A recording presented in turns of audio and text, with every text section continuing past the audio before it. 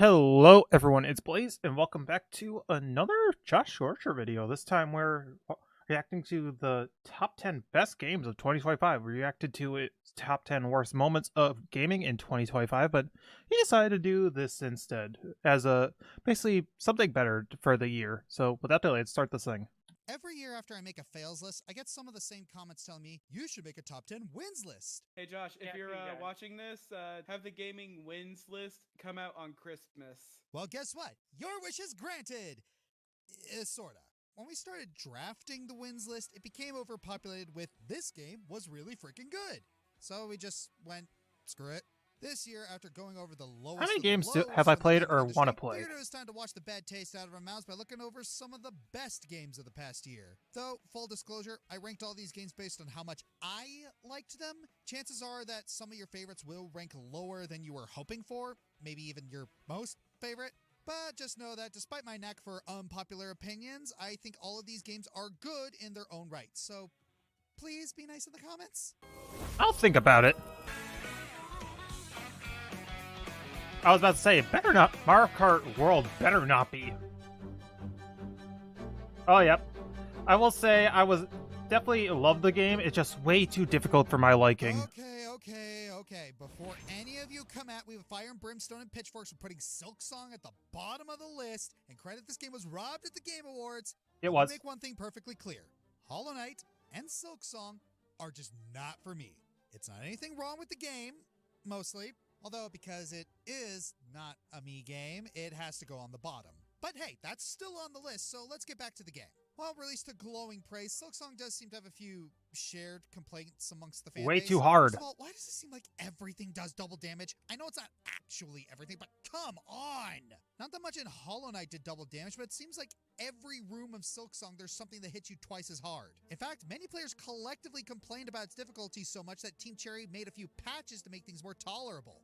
Another thing, the runbacks. Oh, good. Oh, yeah, I've heard horror stories about that. Why am I spending more time getting to the boss than I'm spending actually fighting the boss? The runbacks are so gruelingly repetitive and easily the worst part of Silksong, and there are a few in particular throughout the game that have gained notoriety, even among diehard defenders. Bottom line, Silksong frustrated me, and I wasn't keen on spending my limited time with frustration. So Agreed. If I'm so negative about the game, why is it on the list? Because it's Well, amazing. you can thank my brother Jeremy for that. He had Silksong on his Steam Deck, and for some reason incomprehensible to me, he liked the runbacks. So he did the What? runback, I fought the bosses, and I actually had a good time, especially once we got the Wanderer crest. I don't know what it was, it just clicked with me.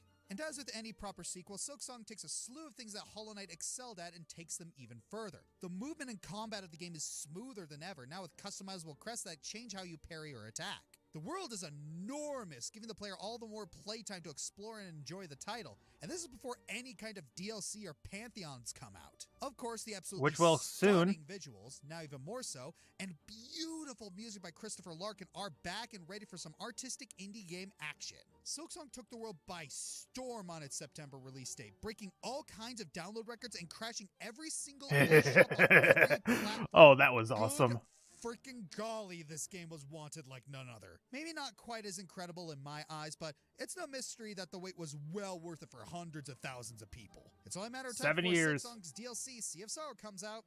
Let's hope it doesn't take quite as long. Yes? 6 years, okay. 2025 seems to be a bizarre year where the genre with the most competition was racing of all things. Yeah, that's Starting weird. with Mario Kart World being kind of a mixed bag for players to the point where they shifted focus to Sonic Racing Cross Worlds for a superior all-star racing game. But just when we thought Sega had it in the bag, Nintendo bites back harder with Kirby Air Riders. Dude, you ruined it. Air Riders brought back the cult classic gameplay of Air Ride and vamped everything up to 100. You got more vehicles with fancy new gimmicks, playable fan favorites that can use copy abilities, It and more seems courses. way too chaotic for my life. Oh, are there more courses? It just seems way Ones too like Mount chaotic. Amber Falls, Crystal and Fissure, and the one where Kirby split the Red Sea. This is one of the prettiest games on the Switch, too. Seriously, those same water products add so much. It's insane. But gushing over pretty levels aside, the game is still air ride goodness, with the focus being less on the race and more on the various combat and collection-based events. It brought back beloved game modes like Top Ride and City Trial, on top of new mini-games and bosses to follow the latter. There's also Road Trip, a story Bosses. mode, which if you know Kirby, you know what it's got in store. But I can't argue with what works. Sakurai put all his power into Wait, selling really? the absolute scale There's a of story this mode? game. He's Huh. every bit proud of what he and his team put together, and deservingly so. Even some of Switch 2's biggest detractors can't help but respect the dedication that went into Air Riders.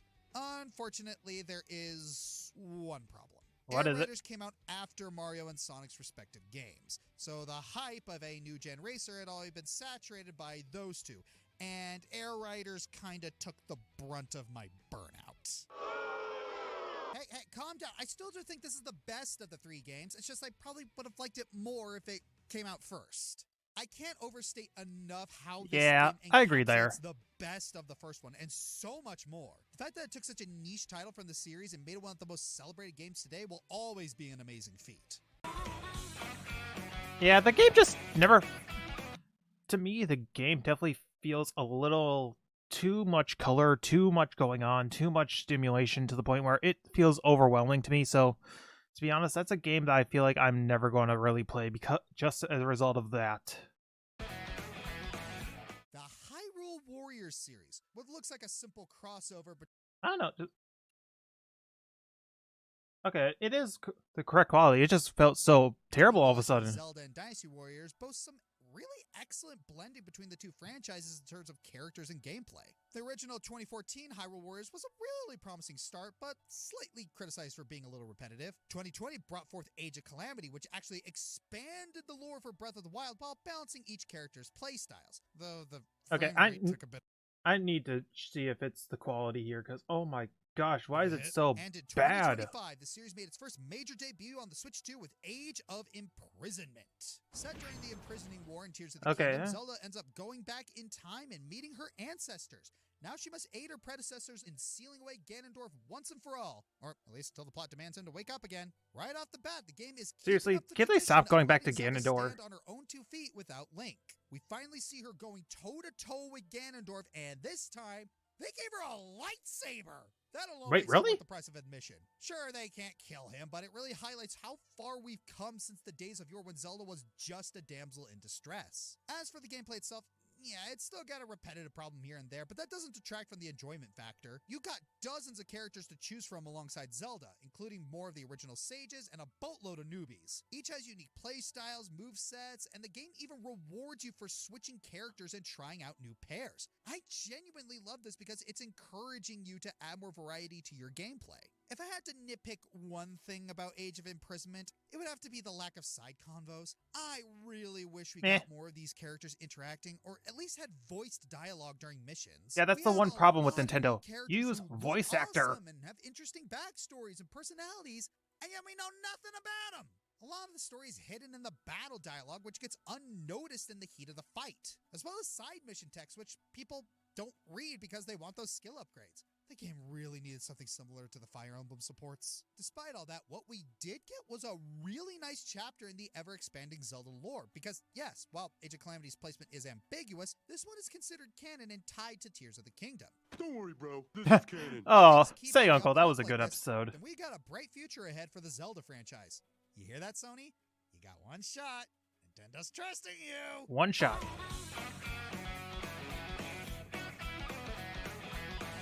Depending on who you ask, the Pokemon series has either Ooh. been in a new renaissance period or it's worse than it's ever been. I personally stay far Which away one is from modern this Pokemon discourse, again? so Oh my yeah, ZA, opinions are der. more, let's just say, centrist on the matter. But if Legends ZA is to be believed, well, they still got the working formula down. ZA takes what worked in the previous Legends games and gives it a focus on urban exploration. I will say I decided to just pause and reload. Yeah, it's the quality of the video that they are using, not my end. So sorry about the basically crustiness of each clip that they're using.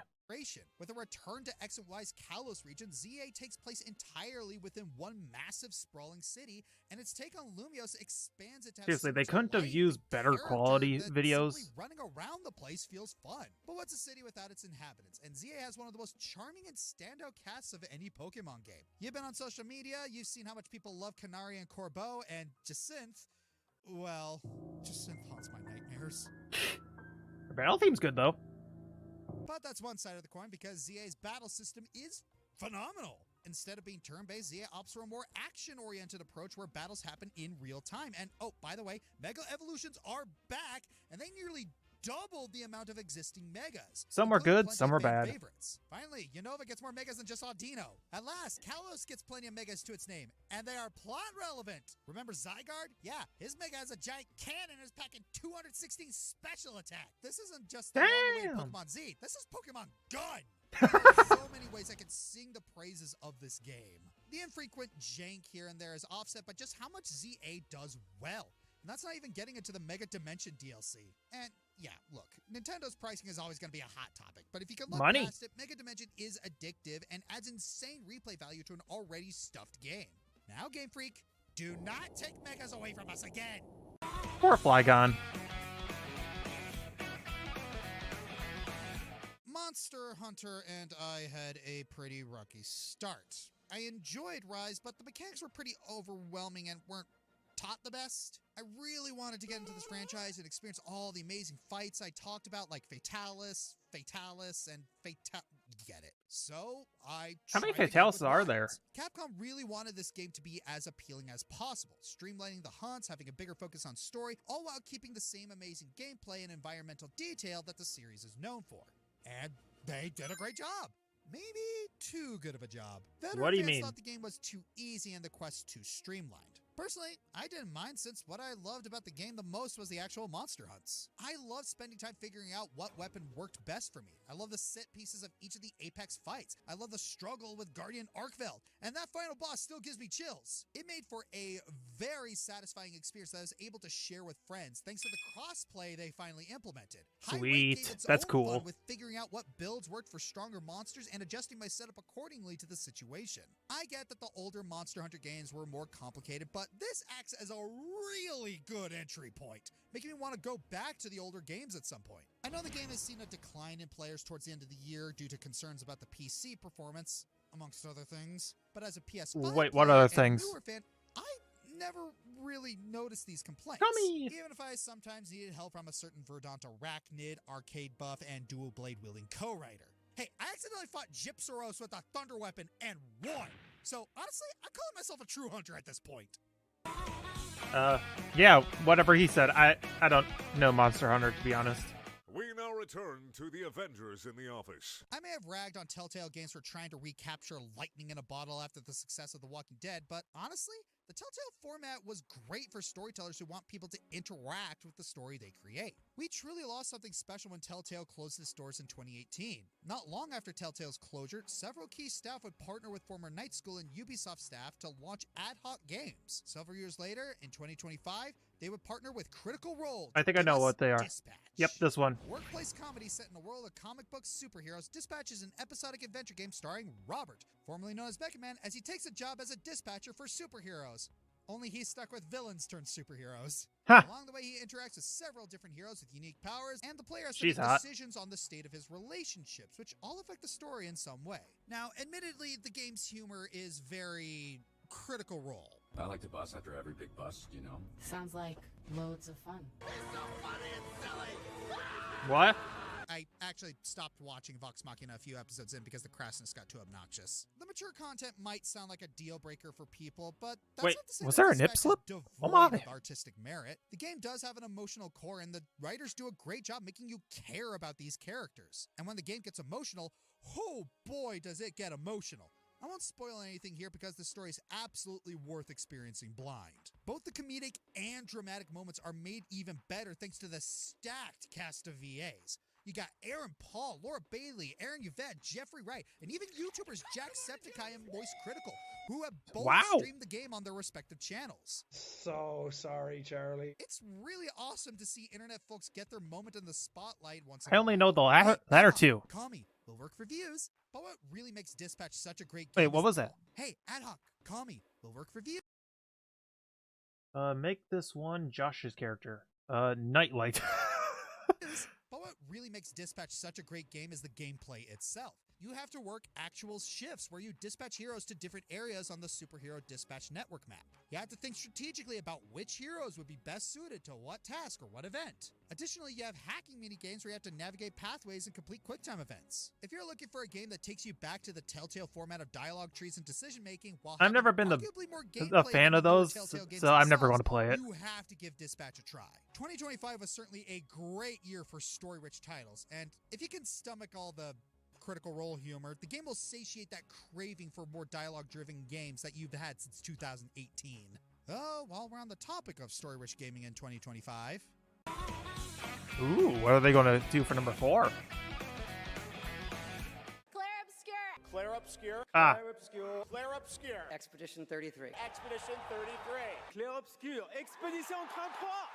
Yep, here it is, the Game Awards sweeping favorite among both critics and audiences, Claire Obscure Expedition 33. I made a video a good while ago explaining my disappointment with a crucial factor regarding this game, and a lot of people voiced their disagreement. Developed Wait, by what? Ubisoft employees, Claire Obscure follows Expedition 33 as they set on a quest, or expedition, to defeat the evil Paintress. The Paintress in question is a being who annually lowers the number on her doomsday clock, and people whose age is above that number are erased. That is such a dark and intriguing concept, and this game pulls no punches in showing you just how devastating an event this is in just its first few minutes. It's both beautiful and haunting.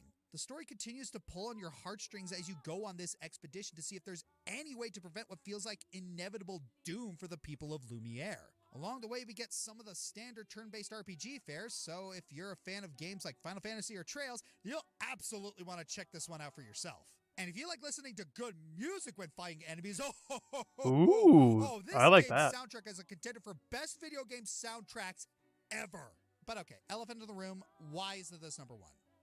Honestly, I just like the top 3 games better. But yeah, I'm not going to act like the twist in this game's third act doesn't have anything to do what with twist? that, because it does. But I also recognize that's purely just my own personal views. What twist? Influenced by previously being backstabbed by games like Asgard's Wrath. Oh yeah, I know that one. Played It that sucked. game, there's a likely chance I wouldn't have had such a strong negative reaction to Claire Obscure's big twist. Honestly, despite all my ribbing of the Game Awards and the decisions they make, this might be one of those areas where they got it right. If Claire Obscure being praised to the high heavens paves the way for future indie devs to make great games, then please give it all the awards. There's a reason this game is getting a live-action show that will no doubt win Best Adaptation at the Game Awards in 2029.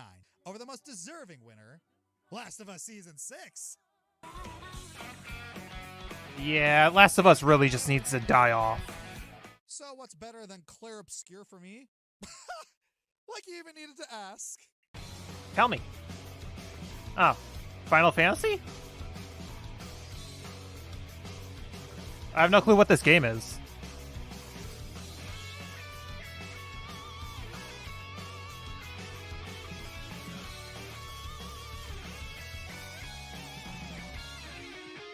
You have no idea how much I needed this game. For the longest time, I was in a rut with the Warriors series. I loved Dynasty Warriors 8. I was excited for what was to come, despite knowing deep down they needed to change things to keep the series fresh. 9 didn't do a good job. Open world was not what we needed, so I had to rely on spin-offs like Hyrule and Fire Emblem Warriors to get my fix. Thank goodness we got both Origins and Abyss this year to bring back the main series in the best way. While Abyss is the game I played the most, Origins is easily one of the best Warriors games I've played, period. Unlike previous games that just have you run through the Romance of the Three Kingdoms story, this one also has you run through the Romance of the Three Kingdoms story, but as an amnesiac who doesn't appear in the original story and can impact the story in a lot of ways. Ooh, that is cool. Someone who is trying to find a hero who will unite China. Said hero could be one of the main lords of each kingdom, allowing you to branch into those kingdoms as the canon arc. It also only covers the first half of the original novel, allowing for the biggest deep dive into said story ever. And I think that's an underrated strength here. You take your time getting to know these characters and the events that force their hands, whereas in other games it would just be a loading screen and or a quick line of dialogue. Of course, it wouldn't be Warriors without amazing fast-paced gameplay, and man, this game really makes you feel like an action hero. It's probably the best Warriors has ever felt, and that led to some pretty awesome fights and set pieces. I still can't believe they made Zhang Zhao that cool. Gosh, where did he get so much sauce? Sorry, still processing that a year later. Out of all the games I played this year, this is easily the most me game. Insane action, crazy atmosphere. But there's still one 2 man more versus that are 1,000. better. Never gets old. And they found a way to make it fresh once again.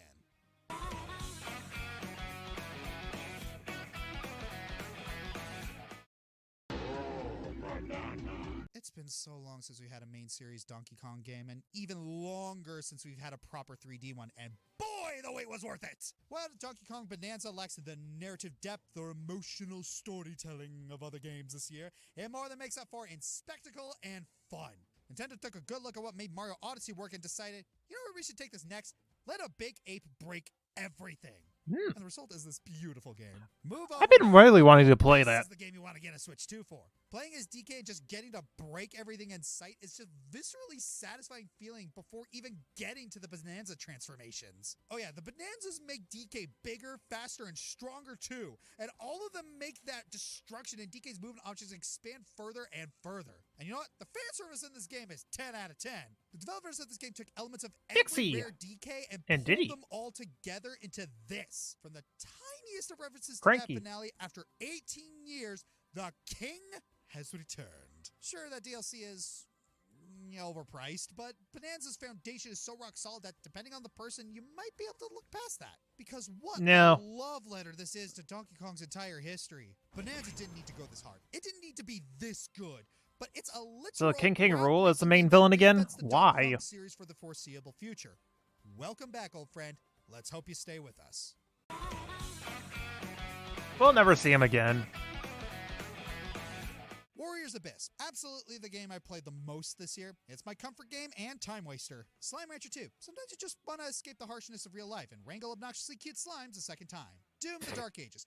Overall weak story, but hey, still had a lot of fun. Deltarune Chapters 3 and 4. Deltarune is Wait, amazing, really? but we still don't have the full package yet. We'll be watching this one with great interest. Hades 2. It's probably going to be Lot of number extra 1 once content, the fun final game challenges, comes and out. People are still mad at me that I never went to the hot springs with anyone. Mega Bonk. As if Vampire Survivors wasn't a dopamine factory enough, let's throw some Risk of Rain DNA into that blender. Metroid Prime 4 Beyond. Sure, it has problems, but it's honestly a lot of fun when you don't have a bat in your ear telling you it sucks. Sonic Racing Crossroads. The randomness of the second lap really makes a difference, and I love those interactions.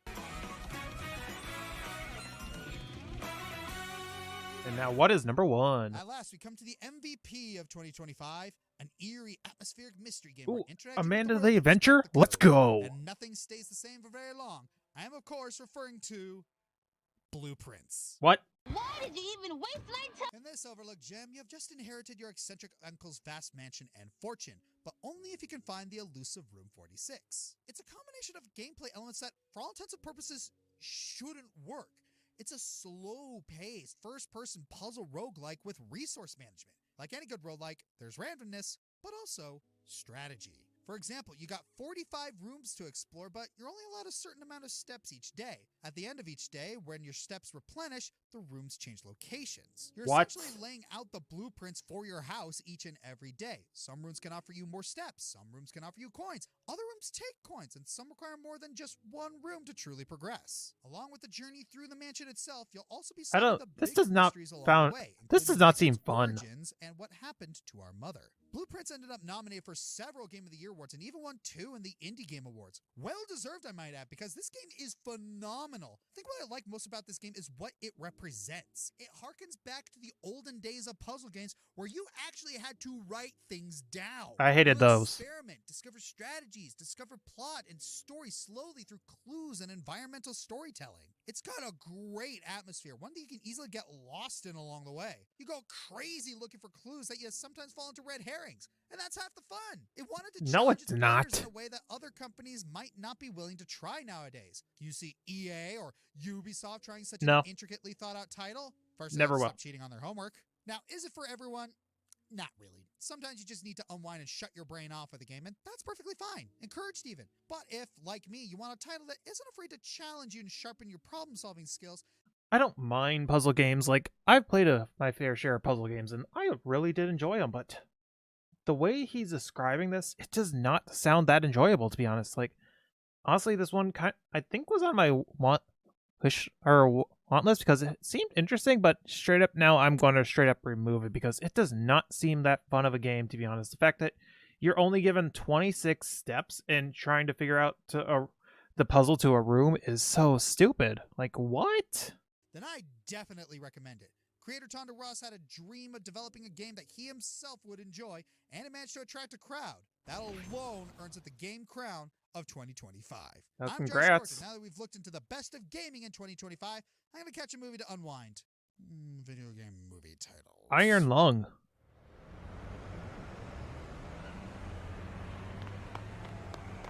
Wait, he's releasing another film adaptation? Ooh, I'm definitely watching that one. I will say, I agree with some of his, but also don't, because I've never heard of some of these games, to be honest, and some of them just don't seem that entertaining to me. Like, I understand, like, it's his games that he likes and the ones that he agrees with, but honestly, I don't agree with some of them.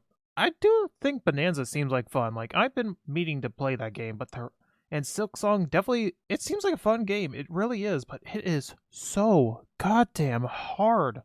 Like, if there is a mod to make it so they make it only one hit or one health, like, I would definitely go back and play that. But until then, I'm not touching the game again, like, straight up. Unless I get probably you know what? Let's make a goal. Like, if I get to 300 subs on both this and my gaming channel, which you should totally go subscribe to as well. Links are always in the eye and the description. If I get to 300 before the end of the year, I will go back and play Silk Song. But until then, I think that'll be it for this video. Until then, I'll see you whatever I post next, I guess. Yeah, bye, guys.